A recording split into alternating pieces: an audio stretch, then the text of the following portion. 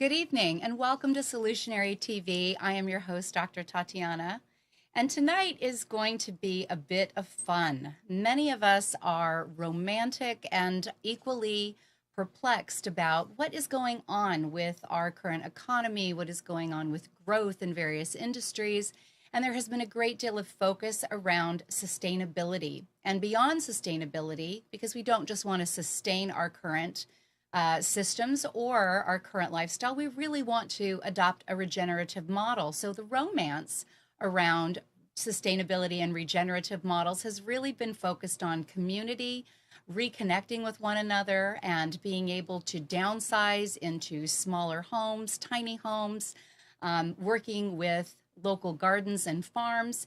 And so tonight it is my pleasure to be able to welcome an expert in all of these and many more aspects of this growing and romanticized industry and field, Harvey Harman. Let me tell you a little bit about Harvey and we'll introduce him and welcome him to the show. Harvey is an organic farmer, green builder, community organizer, and conservation-based land developer. He's a co-founder of the Sustainable Farming Program at Central Carolina Community College in Pittsburgh, and has also helped to start a green building program at Central Carolina while teaching classes in sustainable agriculture, green building, and permaculture at CCCC for the past 21 years. Presently, Harvey works as a construction director for the Chatham Habitat for Humanity, focused on building energy-efficient, sustainable, affordable housing and advocating for more affordable housing and more sustainable development. Harvey also is the co-founder of Living Well Community, a sustainable, conservation-oriented green community on the Deep River in Randolph County, North Carolina. In his spare time, Harvey loves to build and design small and tiny houses and enjoys hearing and telling stories of courage, humor, and resilience. Welcome, Harvey. It is a pleasure to have you today. Great. Thank you to be here. Yes, exactly. I want to let everyone here know I've been out and seen your Living Well community. It's got so much potential. It has a real organic flow to the layout of not only the lots, but also what can be placed on the lots, the different style and size of homes from, kind of a standard home of over maybe 2,000 square feet down to patio homes and tiny homes. I want you to tell maybe our audience tonight, what got you so passionate about creating your own community? Let's start there. Well, I have always loved connecting with land. So I grew up on a wonderful, beautiful piece of land in central Pennsylvania. It was a farm that backed up to state game land, and so we had access to forest and fields and streams and wildlife and farm animals. And over the time since then, I've spent a lot of time on different pieces of land in different parts of the world even, and always felt strong connection to pieces of land everywhere I went. And so my real passion, I would say, is connecting with land, figuring out what to do with land, how to work with land, and how to live harmoniously with land. Mm-hmm. So when my wife and I, after college, did volunteer work different places, and we spent 5 years in Southern Africa doing volunteer work. And when we came back from that, we moved to a small farm in Chatham County, central North Carolina, and started farming there. My wife went back to school to be a midwife, and I started an organic farm. We did that together, and I got, even more excited about land and what's possible with land. And so eventually started doing other land projects besides farming.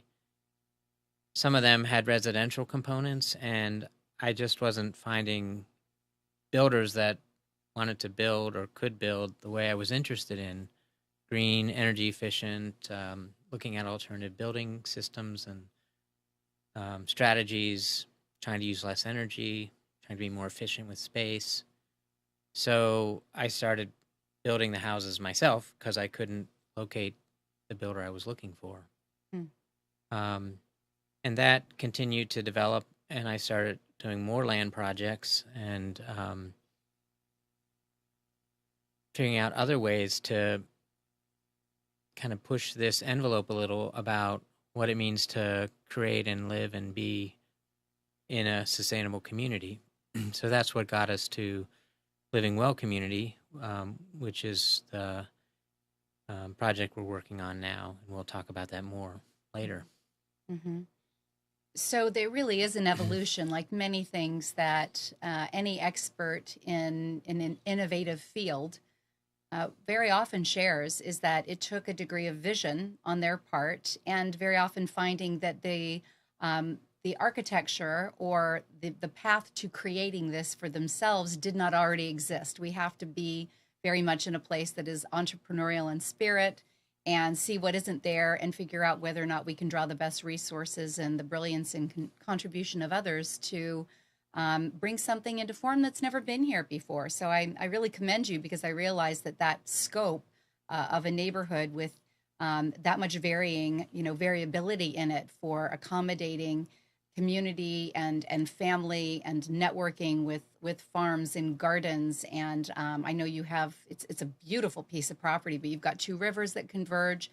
There is a lot of opportunity for social events, and really making it an epicenter in that particular area of North Carolina. So just taking on a scope this big, maybe we can take a couple steps back and talk about something that you brought up really early in the beginning of the discussion, which is connecting with the land. I think that land was tremendously special. I had the pleasure of being able to walk that land and really get a feel for its frequency and some of the spirit around what has taken place there before.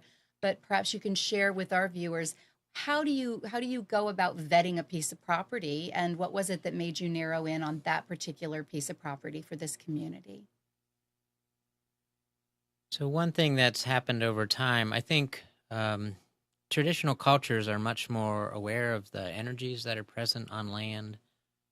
Those energies can be from a lot of different sources. It can be veins of rock or water. They can be different energy lines that crisscross around the world.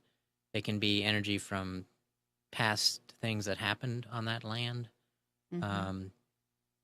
to name a few. But anyway, all land has energy, and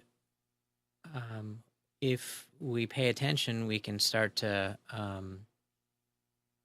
sense that.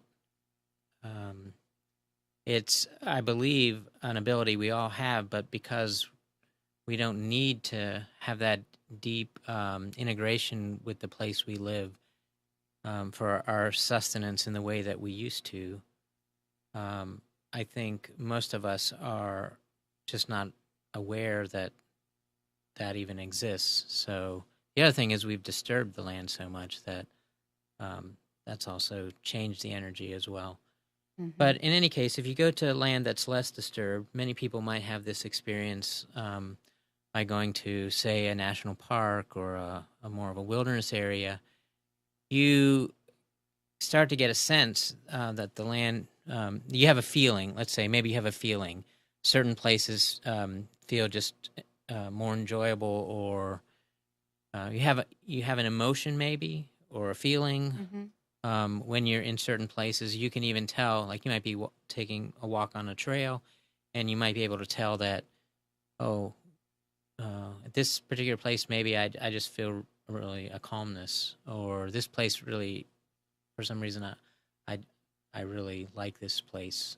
And sometimes you can identify what that is. I mean, sometimes it's, you're taken by a wonderful vista or a large boulder or a stream, but sometimes it's there isn't if you pay attention close enough, there isn't always a visible indication of what's projecting that feeling, how you're picking up, what's causing you to have that particular perception. For me, a lot of times I have to get really quiet.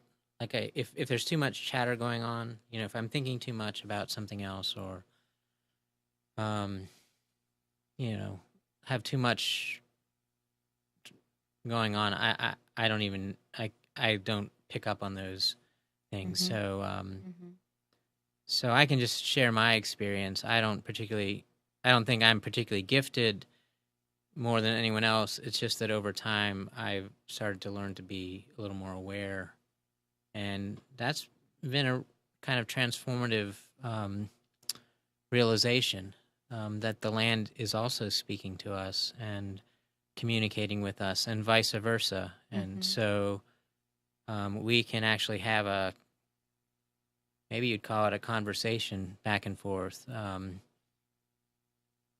And so that's a very different relationship you start to have with a piece of land.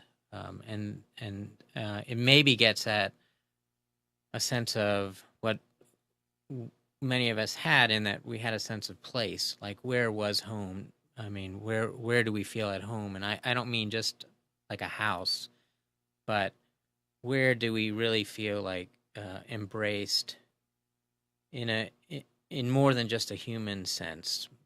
Embraced in like fully understood and honored as part of a living environment. Mm-hmm.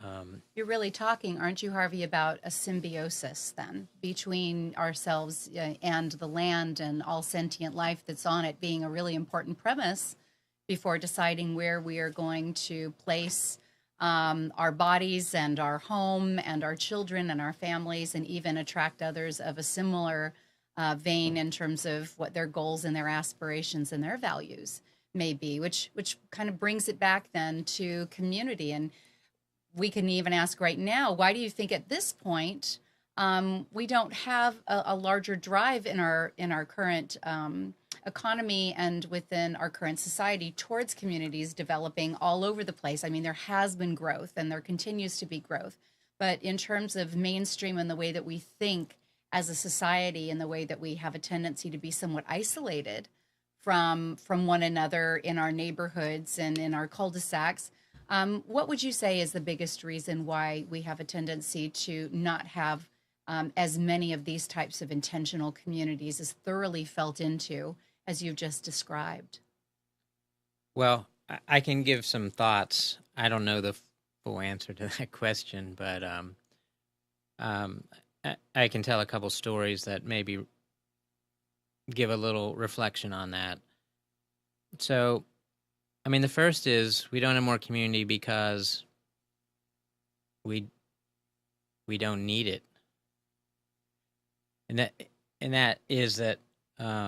What I mean when I say that is that, um, when does community happen the most, you know, for people?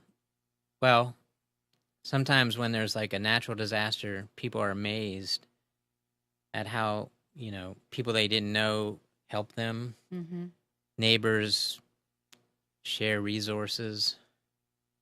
And so it's sort of the blessing that comes out of the disaster is that people are forced to rely on each other in a way they weren't before.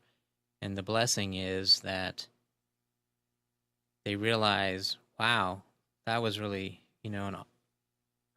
a wonderful thing that happened for us. And why did it take a disaster to bring it out? Right. And why don't we sustain it after the disaster in the same way? Mm-hmm. And part of it is,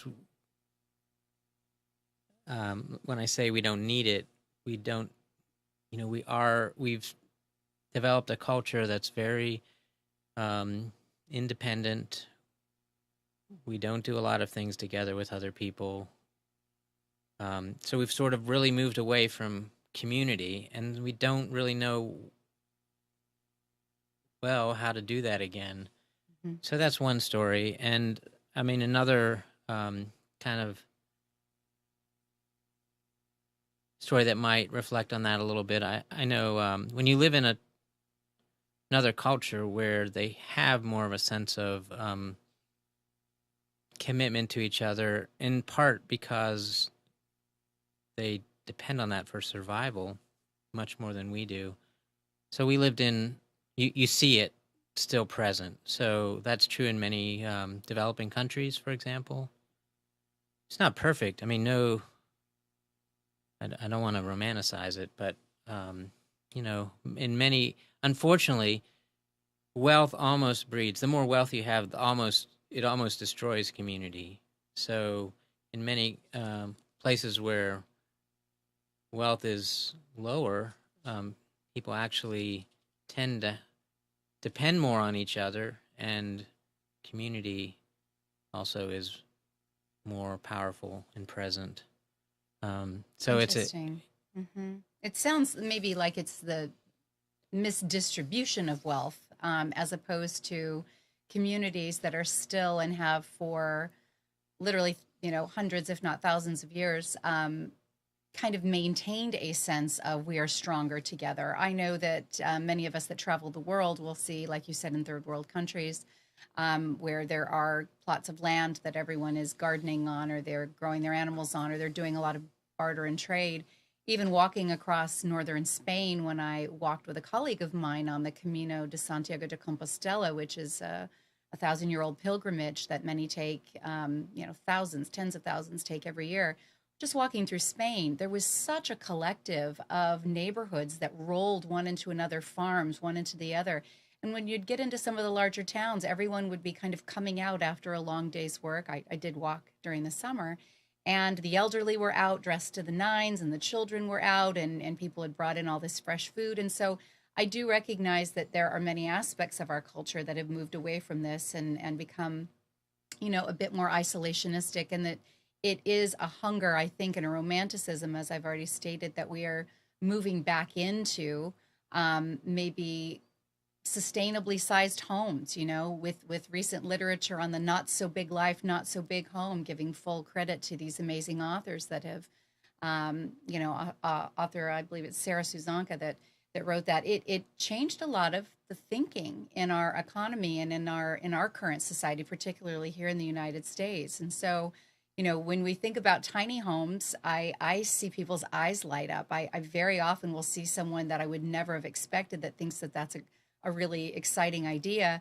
get tickled about it. So tell us where you're finding in terms of the communities that you support and the classes that you teach, and even the concept around diminishing all of this extra weight of responsibility residentially, that tiny homes and some of the implementations around tiny homes have attracted a lot of interested students in your particular area of expertise.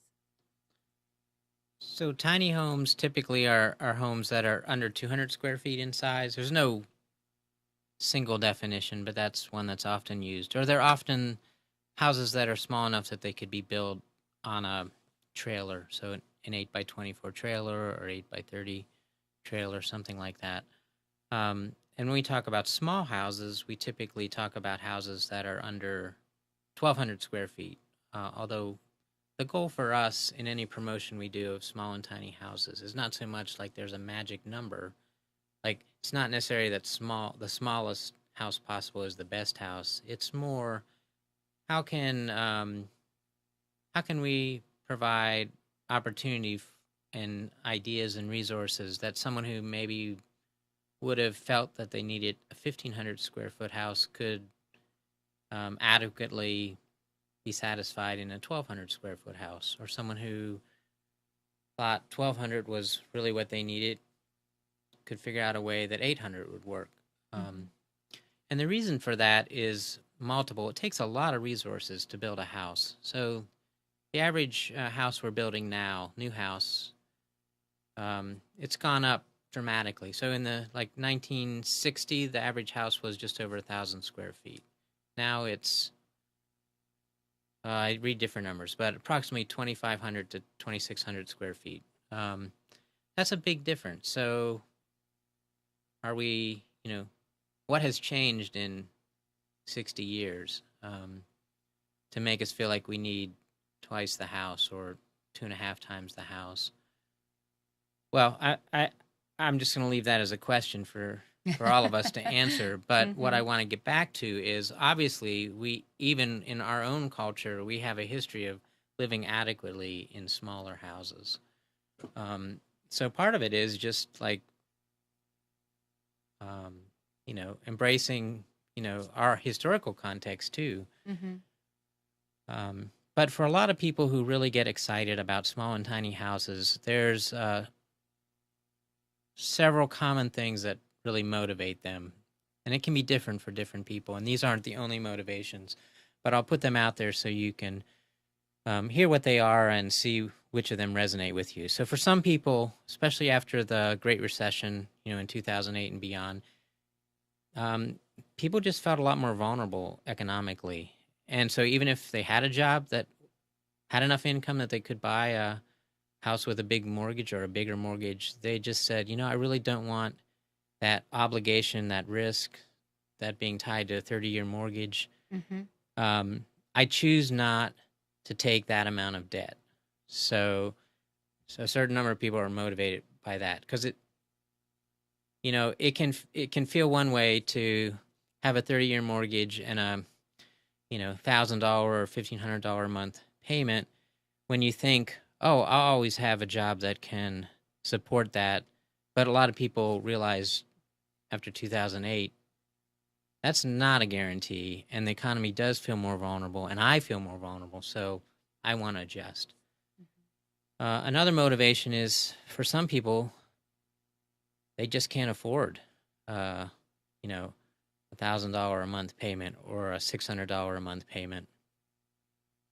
So they're saying, like, one of our motivations at Chatham Habitat for Humanity, we've been doing some work with small houses, is how can we get a house that's more like a car payment, like $250 a month or $200 That sounds a great. month? Yeah. Mm-hmm. Because that really gets at part of the population that's much more vulnerable. So that's seniors on fixed incomes, people on disability, people who have, are working part-time jobs with no benefits, etc. Students. So how do you find housing options that a wider segment of the population can access? Are those also, forgive me for interrupting, trailer built tiny homes? Are you talking about mobile tiny homes also when you're targeting this particular segment? Well, with the work I do with Chatham Habitat for Humanity, we don't do, these are all houses that are built on a permanent foundation. Mm-hmm. So amazingly, you can build a fairly small house and still have it meet all the North Carolina building code requirements. So we've designed one that's 16 by 16, for example. That's 256 square feet. That's small by almost everyone's standards. Mm-hmm. So it's like a, one-room efficiency apartment, which many people have experience with as well. So basically it's one big room that's a combination kitchen, living, bedroom, and you have to, by the building code, have to have a separate bathroom with a toilet, sink, and shower. But you can fit all of that and meet all the requirements for the building code in something that's pretty small. Mm-hmm. Now, there can be other zoning requirements, like Raleigh, I believe the minimum size is 400 square feet. I have to double check that. Many towns don't have a minimum requirement, but some do. And then the other challenge is if you live somewhere with an HOA or covenants, they often have a minimum size. Right. Which is usually based on neighbors' concerns that someone builds a smaller house, it'll make their house that's bigger worth less, which isn't the traditional pattern either. The traditional neighborhood pattern in the United States is that you could have a neighborhood with quite a diversity of sizes, quite a diversity of styles, and those are the neighborhoods we want to take walks through because they're interesting. That's right. They're fun. They feel like a unique place. Mm-hmm.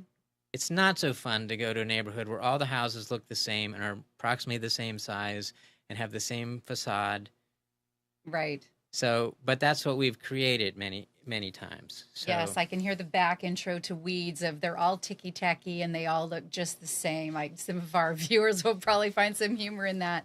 But that's exactly what is a huge aspect of this community at Living Well, isn't it, Harvey? When you come in, there is not only different lot sizes, which has become a lot more common in some of the bigger developments, particularly here in North Carolina, but it allows for those that have different sizing needs and different ways they want to use their land. In addition to, having more of a community feel, so that we're going to bring in smaller families that are going to be just starting out, or we're going to have some of the elderly that are at the end of, a career or having retired. And it really allows there to be a much more diversified community in these types of really well thought out community types of environments, like the one at Living Well. Have you noticed that that has been a big draw for those that have come to your community? Is that they really want the diversification of people at different age groups and looking to come together and actually share their lives in more of a community and societal based format? I don't know if it's that clearly thought by everybody, but I will say that what people seem to have really enjoy both about what's unfolding and how it will continue to unfold is that, every house is different, that there's not a stigma about having either a big house or a little house. Again, it's not about one is better. It's about being thoughtful. Mm-hmm. What is the size that works for you, and how do you think through that choice? And the community isn't a judgment. It's not. So if someone builds a 2,000 square foot house and that's their choice and that's the decision they've come to, that's fine. But it's equally fine to build a 600 square foot house. Mm-hmm. Um, and that's usually not the case. Usually, if you're part of a community and there's a 2,000 square foot house, you're not encouraged to think about building something that's, half that size or less. Mm-hmm. So I think that's the part that's enjoyable for people, is that they're not tied. The community isn't judgmental about size one way or the other, and people have a lot of choices one way or the other.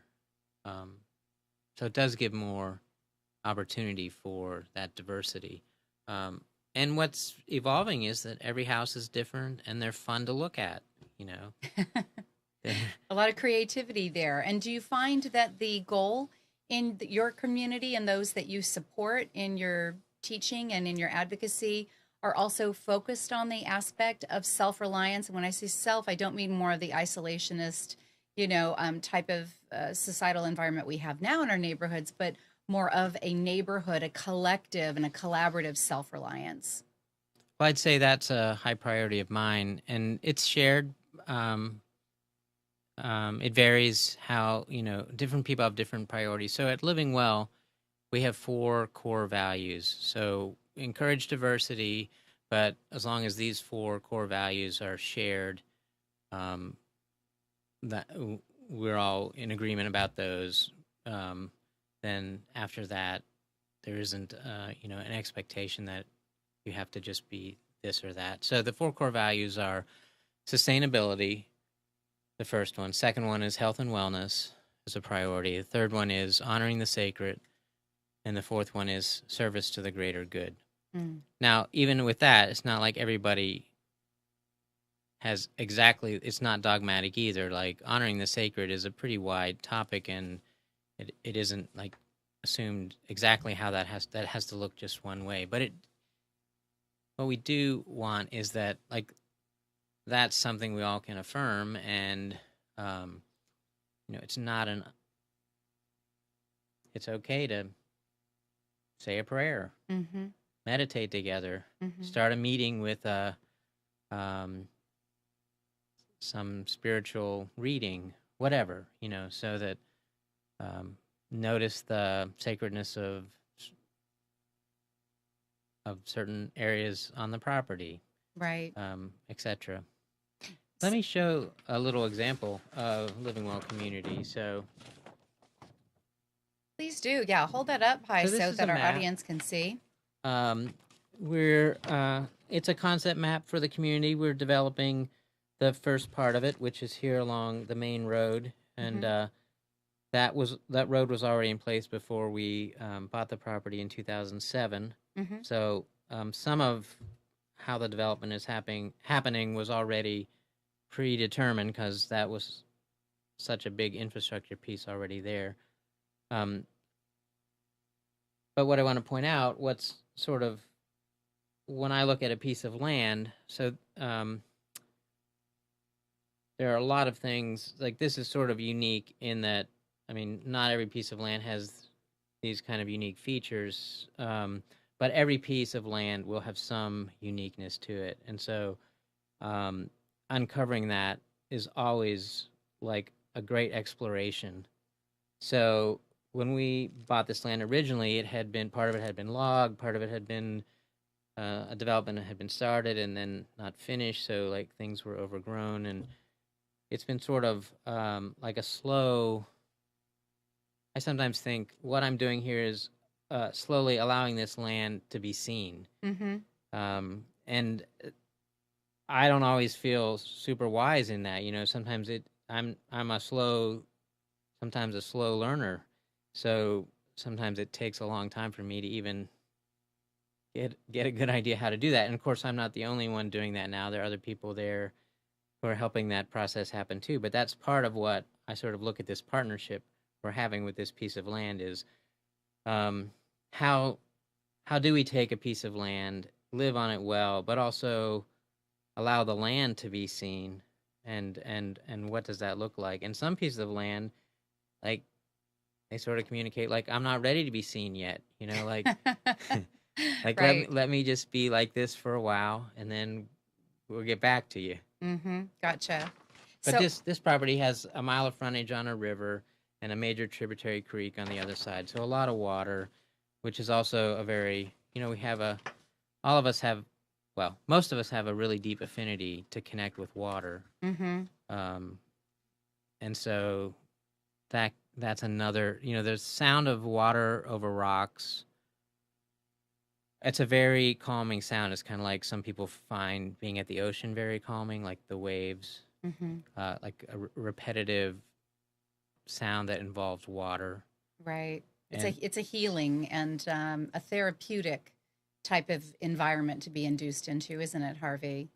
yes, It sounds like there's so much focus, particularly with the Living Well community, that there be a very healthy symbiosis and a healing of the human and earth relationship. I've heard that term used before in another local sustainable community that does a lot of teaching and advocacy. And I just thought that was beautiful, the healing of the human earth relationship, because so often we overly commodify this home of ours, this earth field, and we see all of its resources as assets for ourselves rather than sentient life that we are sharing in this symbiosis. And to your point, it is important to have an environment that feeds us, that is nurturing to come home to, whether we go to a job and then come back, or we actually work on our land and we figured out how to turn it into something that can also support our livelihood or support our immediate community. So given all that's involved in attracting people that have a similar kind of mental moral credo about their home and the land and the respectfulness of sentient life and of their neighbors and the kind of reciprocity that is necessary to build a successful community, being a good community organizer, a good communicator is also tremendously important. And we know that we have many out there, and I'm assuming with our listenership, our viewership tonight, those that are saying, now, how do I get started? Where do I get going? What would you say to them about bringing some of those core values together before you even necessarily move forward on a piece of land, Harvey? well, communities can happen two different ways, more than two, but primarily two different ways. One can be that either an individual or a small core group of people buy land or have land and open it up to other people. Or that can be like family land, or it can be land somebody owns, or it can be land that gets bought. I mean, the other way is a group of people can come together, kind of form a common vision, and then look for a piece of land that they think will match that. Both of those have, strengths, and both those have challenges. There's not one perfect way to do it. I would say a previous question you ask is like, why aren't there more communities? And the reason is because it's harder than it seems like it should be. Okay. And tell us about that. Well, it's hard. So one of the things is, if we just take the land piece, it's hard to find a piece of land that fits well to a communal or community setting. Sometimes it can be zoning issues. Like we're very fortunate. We're very fortunate living well. The town, we're in a small town, but it has very progressive and flexible zoning. So it allows us to, for example, cluster houses. So we can minimize, put them closer together to reduce costs for infrastructure, and also minimize how much land we have to disturb, and provide, that community closeness, and then leave more of the land undeveloped. So it's hard to find that kind of, flexibility. Land is also expensive. Some people will say to me, so we're in Randolph County, Living Well community, which is about an hour and 15 minutes, maybe an hour and 20 minutes west of Raleigh.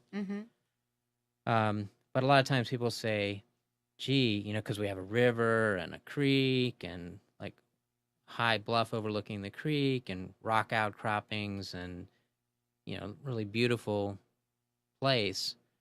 Sometimes people say, man, if you were just like 30 minutes closer to Chapel Hill, or, I was like, yeah. And then nobody could afford this piece of land if we were 30 minutes closer to. The land demand is a big issue, isn't it, Harvey? And so there's the zoning, and then the cost. So, right. And then finding the people, if you go that route, finding enough people all at the same time with the same interest that can together buy a piece of land is the challenge of doing it that way. And getting the approvals. It can take years to get the approvals. I mean, you can buy the piece of land, but then if you have to get all the approvals, meanwhile you have people who are interested in being part of a community, but they maybe can't wait 5 years, sure, put their life on hold to get all the approvals and then do the infrastructure. And so, Harvey, let me ask you this: as someone who has so much wisdom about really the task at hand of looking at the full scope of finding the land, vetting the land, making certain, as you said, that the land wants to be developed, that it's going to be harmonious to the intended plans, getting like-minded individuals together, and then even setting up a type of understanding or governance. Most communities have HOAs or covenants. There's going to be some sort of governance, maybe a little bit more loosely formatted for this type of community. And then the goals, of, are we going to be growing community gardens? Are we going to have group events? If we have the dwindling generation of farmers that we have been told again and again in the mainstream media that are getting close to retirement, and they don't have successive generations, either children or grandchildren, that are interested in taking on these farms, yet we do have a really growing trend of millennials and even those that are in older age groups that are looking to do something like this.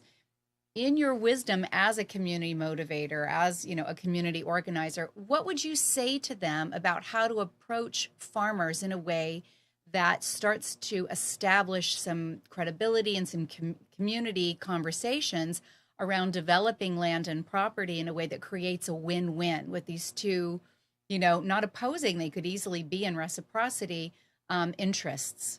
What would you recommend for them? So your question is, with the average age of farmers being like high 50s, early 60s, and a lot of people having land but not a farmer to farm it? I'm talking about the disparity between the farmer that has the land that they can't develop any longer, and are looking at the real, the Hmm. realization of having to sell it and dealing with whatever the tax implications are because they don't have inheritors. And then this growing surge of particularly the millennials. We have woofing now. You can go and work on someone else's property and find a website that can land you anywhere on the planet, as long as they are pre-vetted farms, whether they be in Hawaii or the south of France. We do have a hunger in this generation, and I said, even those that are hitting retirement age, to be part of community creation at this level, and to downsize or to get into their first homes that are small, or live in yurts and get to know the land and create that relationship again. How do we get these retiring farmers and these aspiring millennials and really, again, hopefuls in our generation, to get into communication with each other so they can create something in reciprocity? Do you have suggestions on that? Yeah, so there are a number of programs that try to link retiring farmers with new aspiring and developing farmers. So that's one thing that is happening. I mean, some of the challenges are um, a lot of times if you've been farming all your life, and maybe if you inherited the land, your land is pretty valuable. So it's difficult for a young farmer to not only buy the land, but if you have infrastructure there, like barns, be tractors, equipment, house, um, it becomes too much for a young um, person to be able to come up with the funds for or create them just through farming. So that's a real detriment to that happening. Now, I will say there is a surge of small farms in the United States. So we have the large farms that trend towards bigger and bigger, and then also a trend of smaller trend of new smaller farms, mainly for local markets, happening. So in this area, for example, we're in the Triangle, North Carolina. There are a lot of small farms that are able to sell directly, either directly to the consumer or to local markets that are willing to pay, you know, a premium price for local sustainably grown produce or food. Um, so in counties that are close to those markets, there is the opportunity that small farmers can produce a decent income off a small amount of acreage, and that's more doable. Mm-hmm. So, Where is this website or resource that you just mentioned where these aspiring young would-be farmers or serfs or woofers can connect with landowners that have been, running farms but are getting close to retirement? Is there an actual mhm. resource that you can direct our viewership to? So there are a number of land link um, websites. I wasn't prepared to talk about that tonight, so I didn't bring any of them with me. But I can Oh, look just some tell of them how them to up. Google it, and we'll just feel like we did them an attaboy on getting them directed to at least entertain the dialogue So of it. sometimes something like Farmer to Farmer Land Link, or Mm-hmm. sometimes a lot of these are through conventional farm organizations as well. Like North Carolina Farm Bureau for a while was funding um, a program. I'm not sure if they still are, but trying to link up in North Carolina um, retiring farmers with new farmers. Many other states have a program of trying to do the same thing. So It yeah. can it can be found online, is what you're trying to Hmm. say, if people can Google. And the Living Well community is also listed on in a particular website for nationwide. I think it is intentional communities across the United States. Is that correct, Harvey? Right. So Mm-hmm. the intentional communities website. So I think you can I think it's just ic.org, Mm-hmm. but you can Google intentional communities, and they have a list of um, intentional communities all over the United States, and they break them out by states, so you can see what's different places, and you can. It's a fun place to just check out. what are the key tenets that are the most important, the aspects that you absolutely would implement in a really well thought out intentional community? And let's start with the Living Well community. Besides having these various lots of sizes and a lot of flexibility when it comes to not only the size, but also the color and the shape and the materials used, what else is currently being offered to give it such a complete neighborhood and really the spirit of community type of property that you are developing now? What are the most important features? All right. Well, first of all, let me do a disclaimer.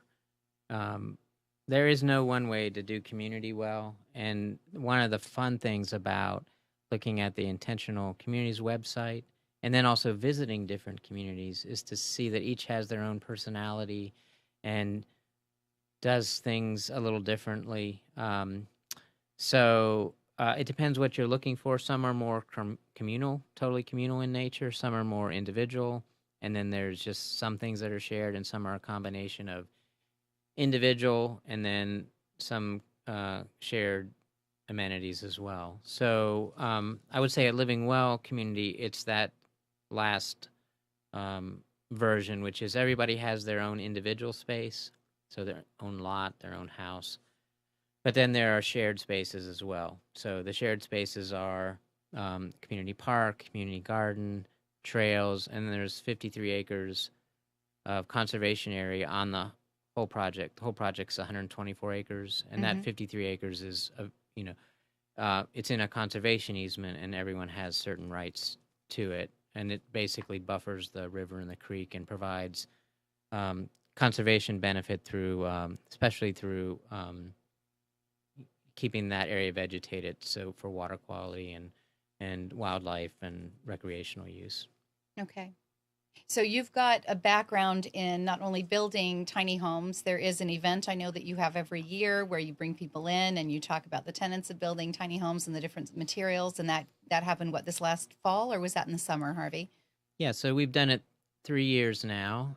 It's in September every year, or it has been. I think we did it in October one year. And we have a website you can see more about. It's called www.smallhouseconvergence.com.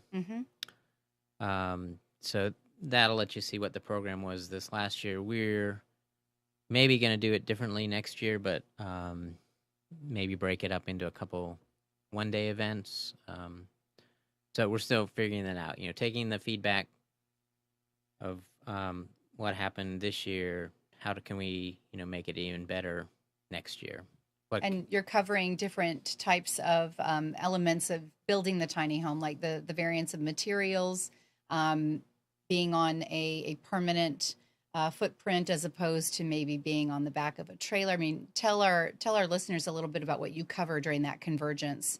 Just a few items, since we have more that we want to learn from you tonight, Harvey. Sure. So we had a number of hands-on demonstrations and activities. So building different kinds of, using different techniques and materials to build small houses. So one using basic standard 2x4 framing, one using natural building materials, one using compressed earth blocks, one using container homes, making homes out of shipping containers, one doing timber frame, one primitive shelters. So the hands-on was one unique thing about it. And then we had a lot of sessions on different topics, sometimes with a panel of speakers and sometimes with an individual speaker. So that would cover things like people sharing their experience who were actually living in small and tiny houses, other technical things that were related, like how to produce your own energy or grow your own food, or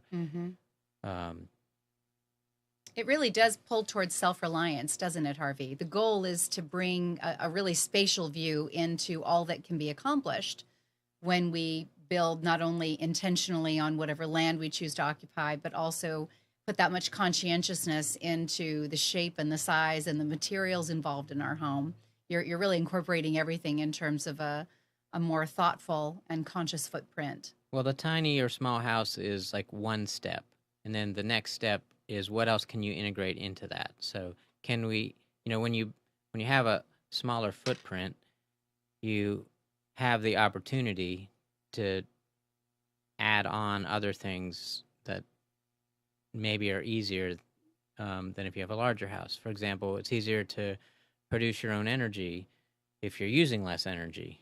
So you can add a solar array or some other form. It's easier to handle your waste because you're generally producing less waste.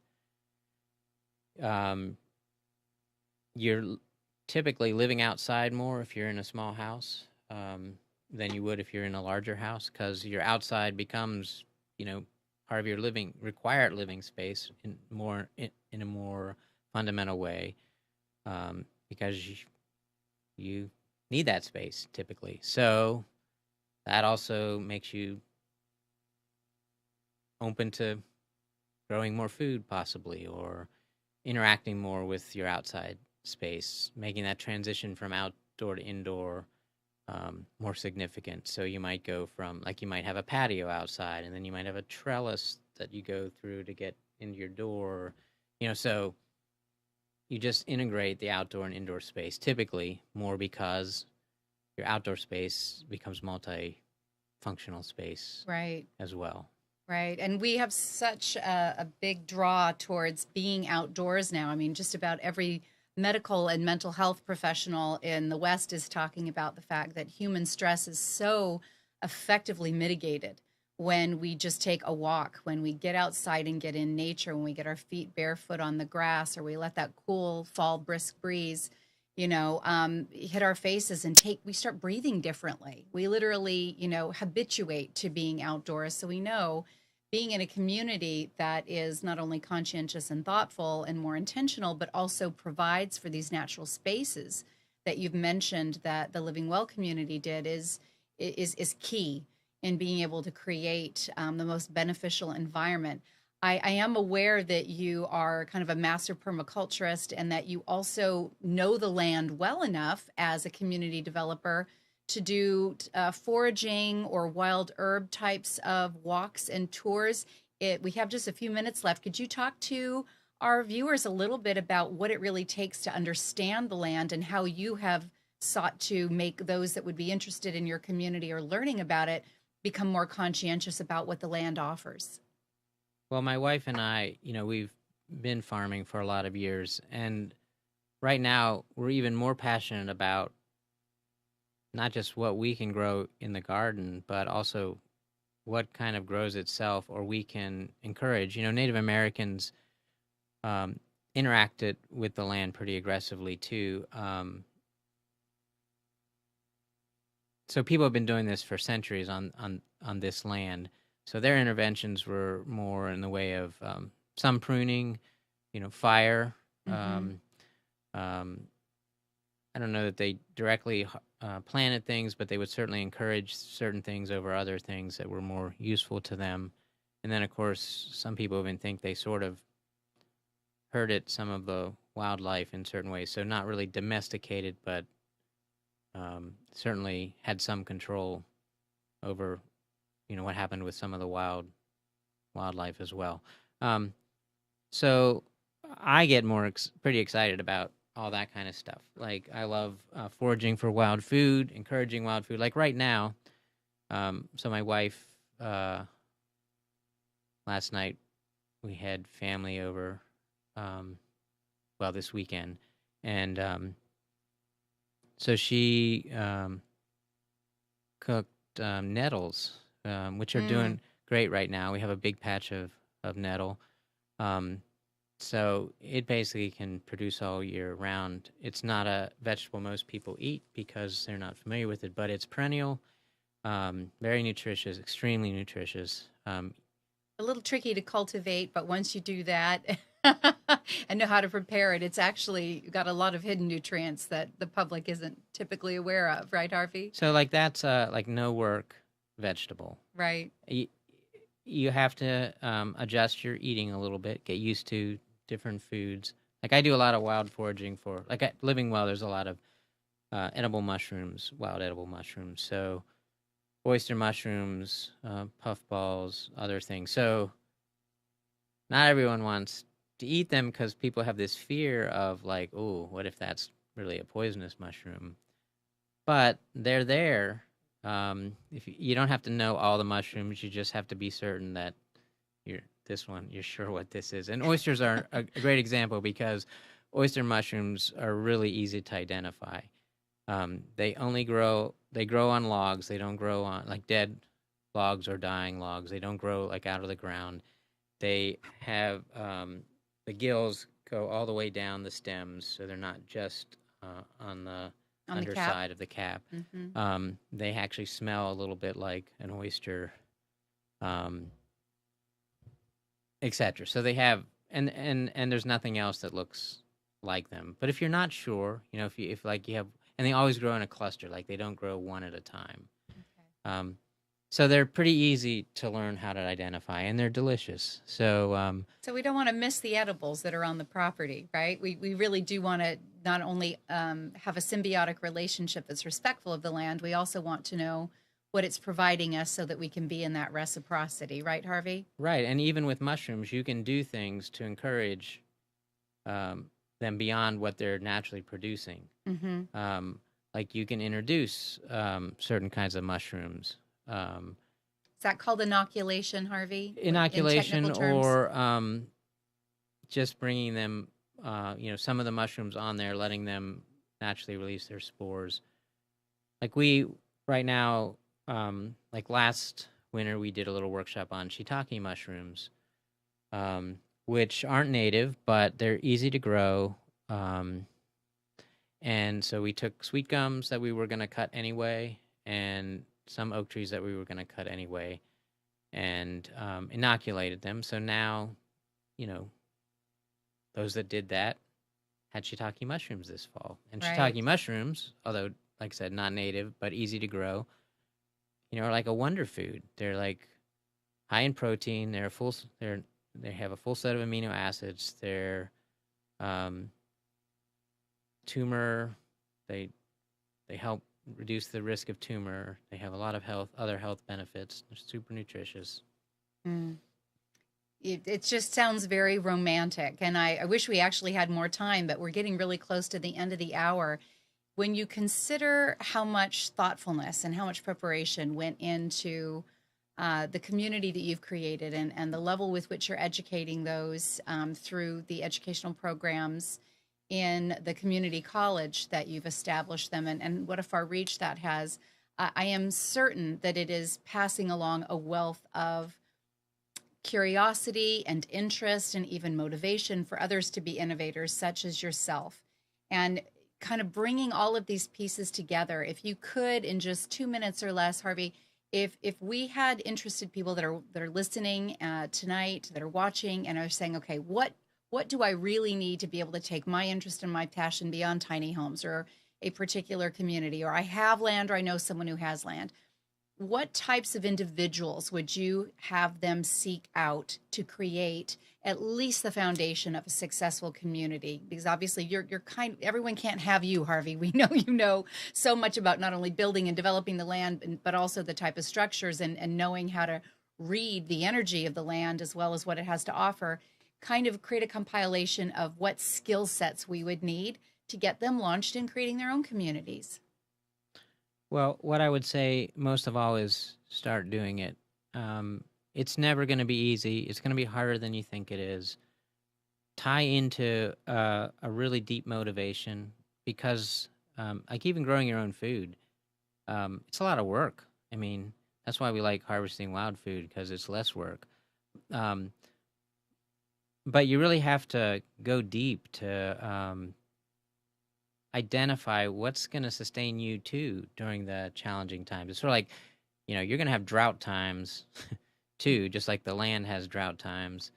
You're going to have deep, dark times of the soul where you're wondering, why am I doing this? Like, it's 12 o'clock at night and the possums are raiding the chicken pen and you'd really like to just stay in bed, but you can't ignore that either or it's time to put another log on the fire because it's 20 degrees out, and if you're going to keep the fire going all night, someone has to get up and stoke it at 12. So all I'm saying is there are parts that are really hard about it. I mean, it's also, we all have things we do well and things we don't do well. Living with other people, whether it's, our immediate family or whoever, we're going to have times when that's a lot of fun and times when that's not as much fun. Right. So we have to build in an understanding of why we do this that's deep enough to work through that. And also humility, to understand that parts of this we're not going to do well either, and we're all learning.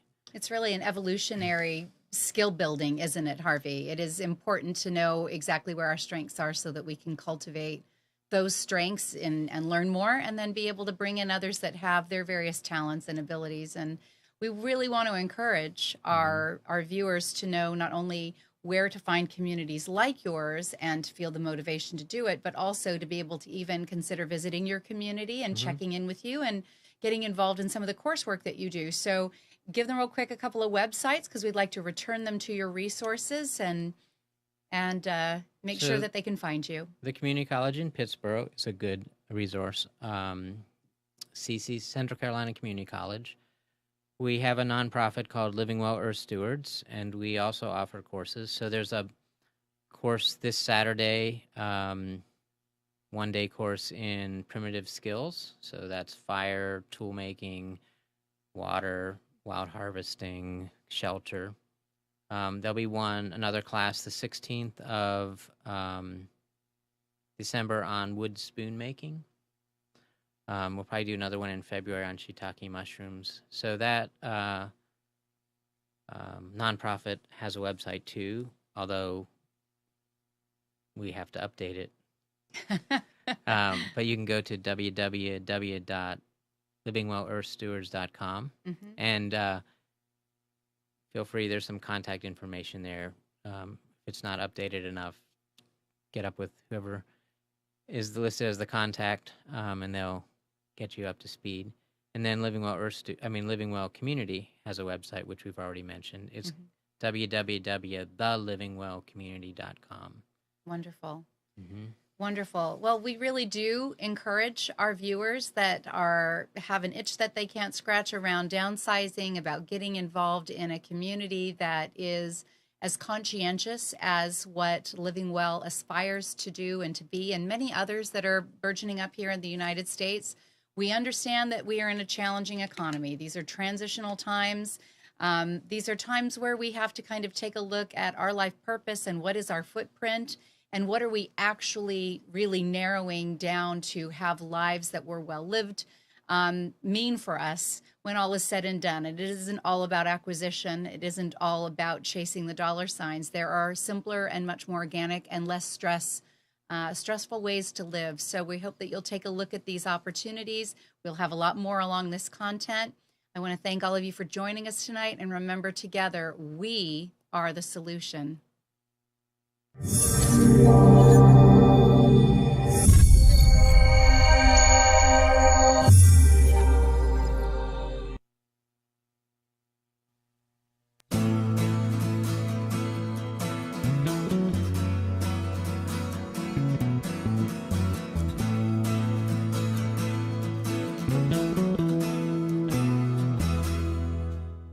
You are tuned to the Nissan Communications Network. If you tuned in too late, you can always watch each program in its entirety or download an MP3 audio file of it in the archives section at nissancommunications.com. Don't forget to subscribe to our YouTube channel, follow us on Twitter, and like us on Facebook. Sponsored by Telestream's Wirecast software, StreamingGear.com, Carolina Apparel, and DeltaForce.net.